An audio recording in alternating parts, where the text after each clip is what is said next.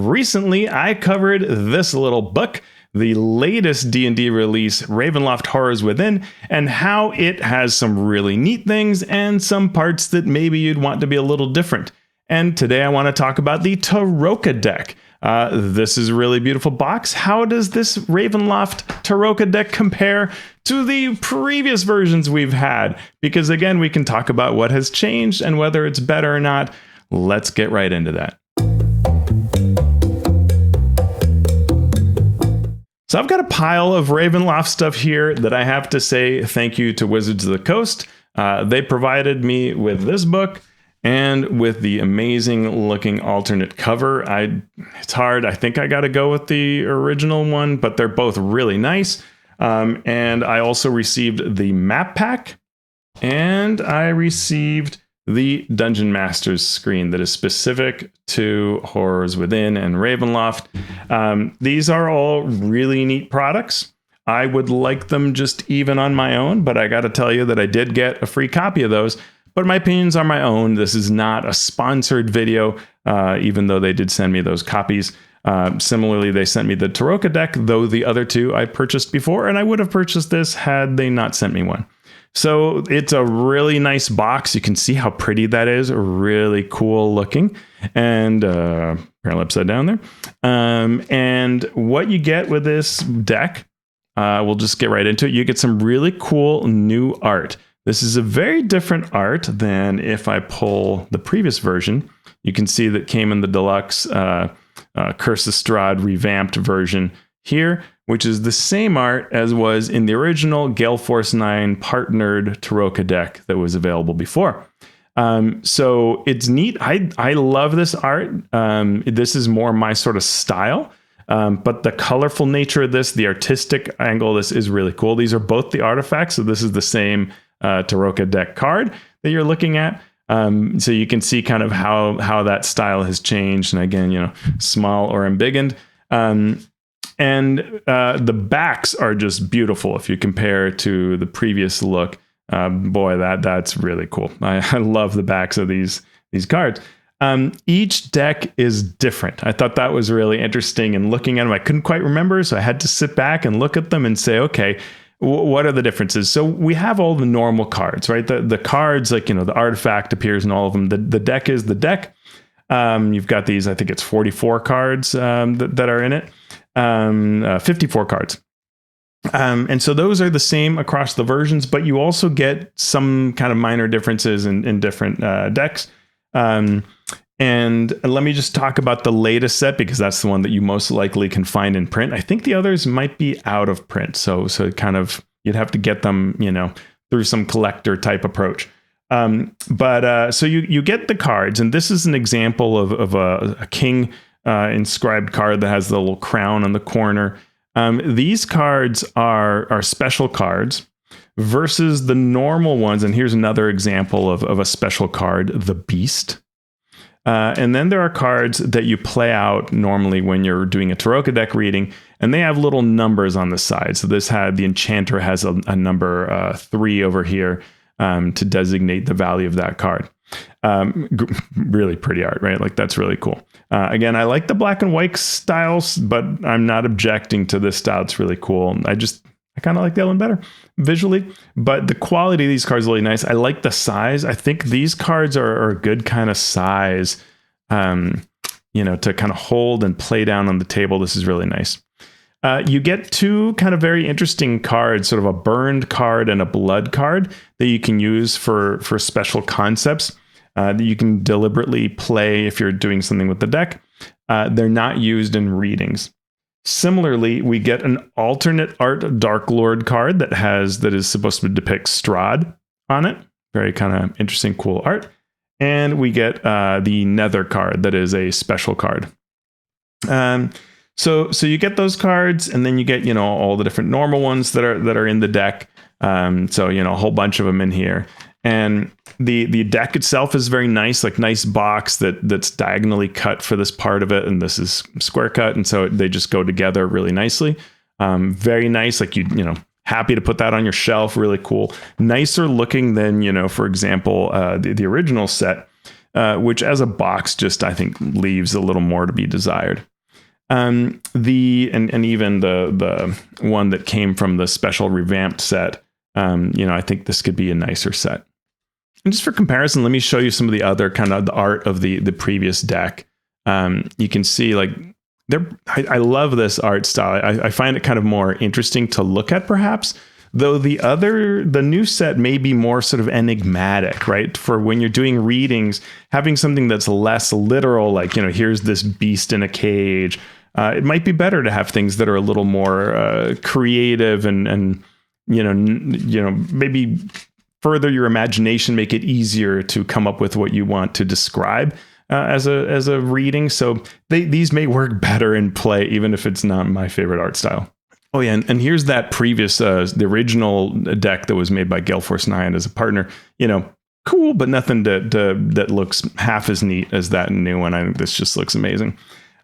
So each of these decks, actually two of the decks, the original small one that came through a partner when Curse of Strahd was released, and the new one, both contain a little sort of booklet, and they're different. This one, not only does it, of course, tell you what you do with your with the various cards, like in here in particular, it discusses what the high deck accomplishes, but it also has this game called Prophet's Gambit. And so it actually has rules on how to play this specific game using the Tarokka deck that is not in any of the other versions. I have not played the game, so maybe it's a terrible game, or maybe it's just so-so. I don't know. It is a sort of like, I think it's not quite trick-taking, but it's sort of like, poker-ish in ways and trick-taking in others. Where you play 2 rounds and then someone gets executed and there's a reveal of cards to see who won it. So that is here in this version only. You'd have to get the original one that was from Gale Force 9, Curse of Strahd, to get that little game. So that's a thing you can do if you want. The larger Tarokka deck that came with the Curse of Strahd revamped is just like this. And obviously there are third-party decks that are sort of meant to replicate Tarokka decks, and of course a number of tarot card decks that you can find that you could use as well, and you can use normal playing cards as well. There are always rules for that.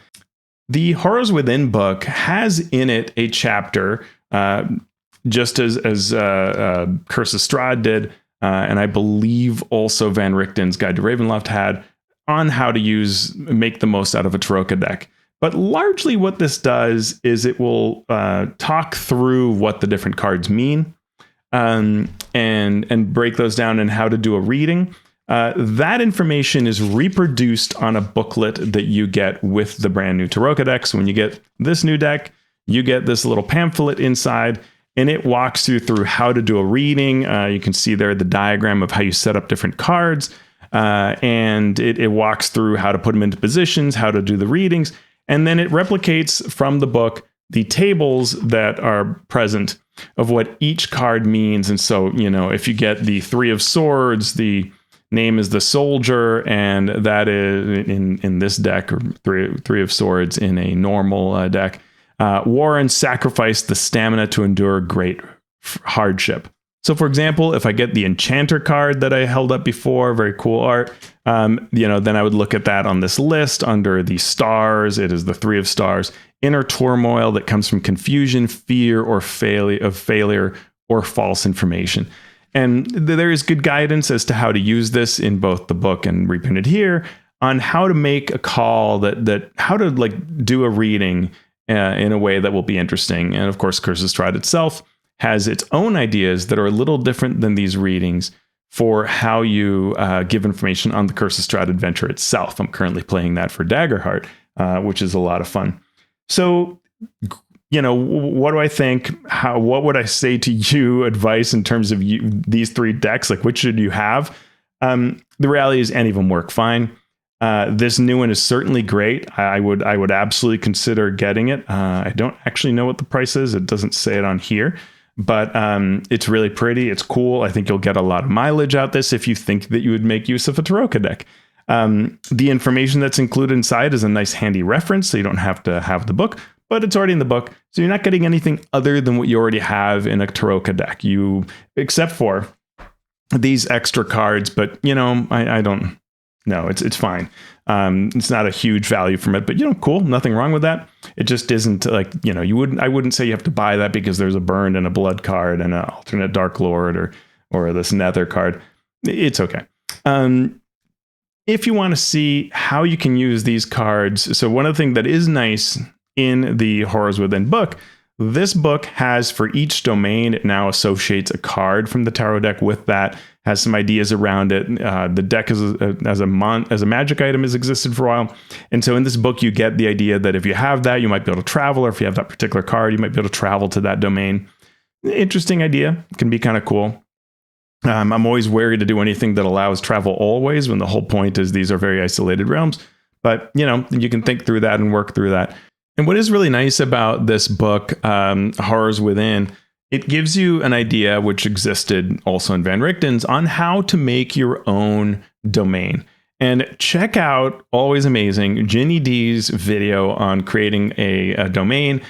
She does one that's a sort of folk horror example of how to use the deck to pull the cards.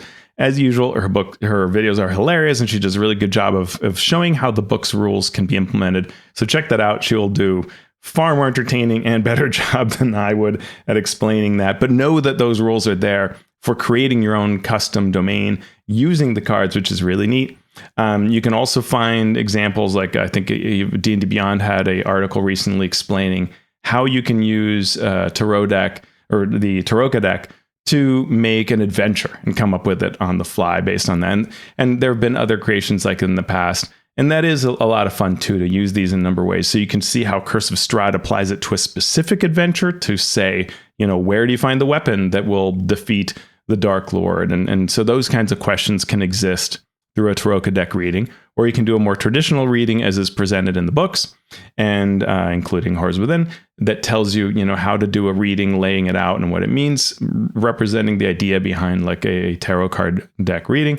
And you can see that on the image here to the side, laying that out in that sort of cross formation. And then there's even that game. Well, the game only appears here, but in general, I don't try to play card games during my role-playing game because I find that it takes too long. And really, we'd rather have a couple rolls and get onto the role-playing and the scenes and other things that happen rather than play out a game with even a few rounds. It's not worth it to spend all the time. Just to even teach people how it works, I wouldn't go there. I find it too time-consuming. So you're probably okay with any of the recent sets. If you particularly like that old art style that came in with Curse of Strahd, then the Curse of Strahd revamped is really cool, but that's probably a pretty hefty collector's item fee now, since all old things somehow are incredibly high in price, even when old is still 5th edition. So yeah, I don't understand it either. So I hope that is helpful to you in seeing the different decks that we have for 5th edition. There have been, of course, versions that have appeared, like in Dragon Magazine, I think had one, and other situations like that. And I believe there have been other third parties for older editions, but all of these are really serviceable and great. Definitely find these to be a really good pickup. And so that is awesome. I hope you enjoy them if you use them. Now, I probably won't do a separate video on the maps and on the DM screen, so let me go ahead and show you that as part of this video as well. So when you get these, they'll come in a sort of slip case that has a little border on the end. It has a little like cardboard insert and stuff like that. But when you pull it out of that, this is meant to be a sort of environmentally preferable packaging rather than shrink wrapping and other using sort of plastic. This is meant to be something that is a little lighter. Board games do this a lot. So you get a little sort of sales thing that on the back, kind of, what can you get to collect all the set and scan the QR code to learn more and all of that.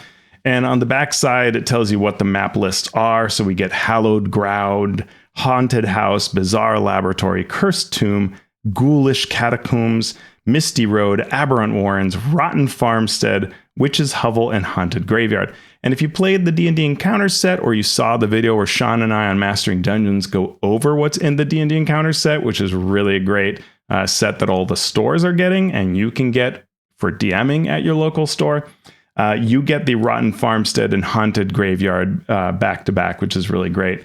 And then some of the other maps are used in that adventure, but they're not provided with the D Encounters adventure.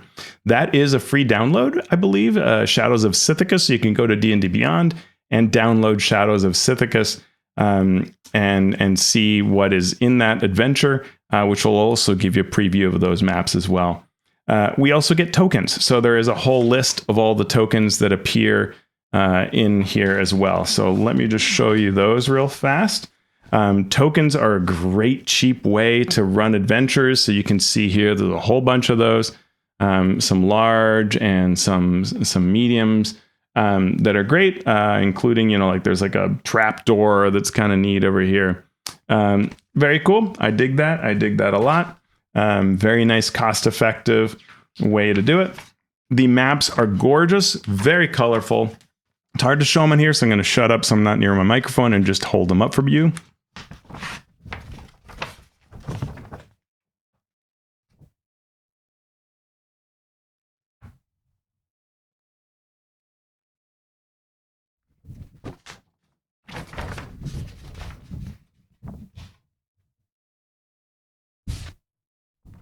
So, when I look at these, I mean, just amazing. Like the details that are on these maps are extremely nice. I'll try to just give you a close up there. Just incredible. There are some, gruesome details. There you go. And I showed the graveyard one on Mastering Dungeons a lot, but just like the effects, like, the lighting, the design of these, absolutely gorgeous, really, really beautiful. And that's true of all these maps. They just have a fantastic look to them.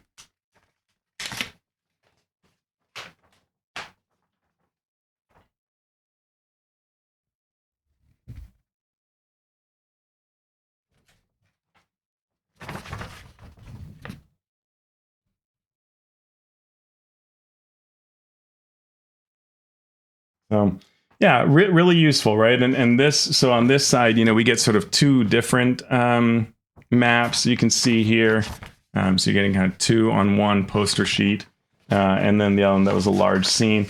Now, I will say these are, depending on what kind of versions of maps you've seen before, so, they're not laminated, they are paper. They're not a bad paper, like sometimes it can be a really low weight, but it is not a great weight for continued use. Like you have to be very careful with these not to rip them.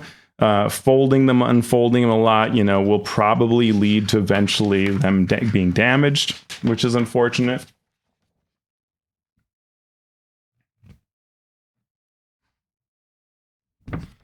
And if you're ready for some really creepy stuff, here's this one. So you can see you get quite the assortment in the types of maps that you're getting and what kind of scenes you can create from them. Very cool.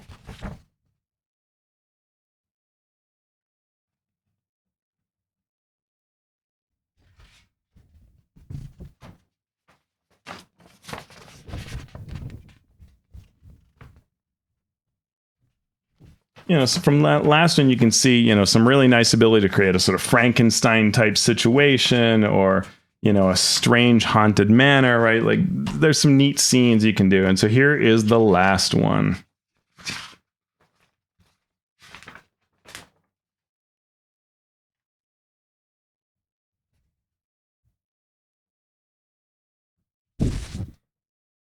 That one is really neat in terms of, it was one of the ones that was referenced in the Dean Encounter set, just a really neat sort of, Wicker Man sort of setup. And on the back is really neat sort of starry situation.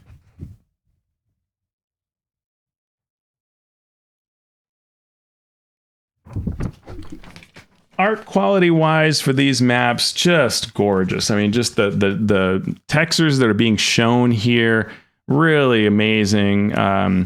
Absolutely beautiful, beautiful art. Just the detailing, the color intensity is really quite remarkable. Really, really beautiful. So I hats off to the artists. Incredible creations. Those are very useful maps. When I look at maps, often they can be too crowded or it's hard to move the minis around, the minis would actually want to be off the map doing something else. Here, the action can fit in the map. The maps are well squared away. In terms of utility, they really are useful maps you will want. So here is the Horrors Within Dungeon Masters screen. Again, comes in one of these slipcases meant to be disposed of, but you also could keep it on your shelf if you want it to be sort of nice square backing on your shelf. That's another benefit of not being just shrink wrapped. So rather than putting this on your shelf, you can have that nice looking piece. So this is a very pretty screen. You can see it has a sort of effect in terms of the coloration of it, a sort of a metallic sort of sheen to it, like foil Magic the Gathering cards, if you're familiar with that.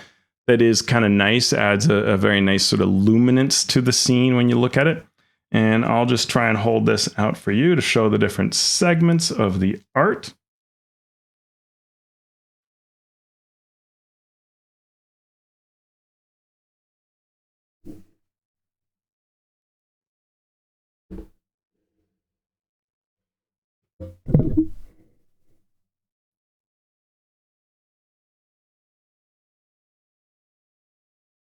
All right, so hopefully that you saw that. And then on the back, we get a bunch of different tables. We get horror encounters that are based on the Tarokka card drawing.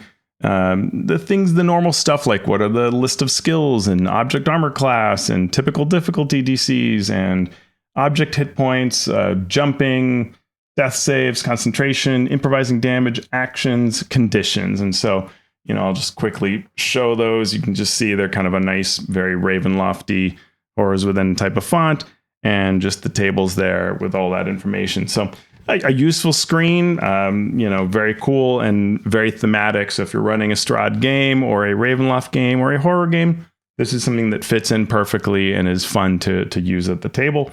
Yeah, great. I dig it. I like screens. I like collecting them. So easy for me. I would have bought that no matter what. And I think that as a screen, the information is useful, is good. It's always hard because ideally I want my DM screens to be specific to the adventure. I think this does a reasonable job of deciding what should be on there. I like it. I think it's very new DM friendly with things like the list of skills. Honestly, those are, unless you have played enough to memorize all of them, which takes usually a while for people, I think that's a great thing to have on them. So good. So that's it. The Tarokka deck, the map pack, the DM screen. I thought these were all really nice products.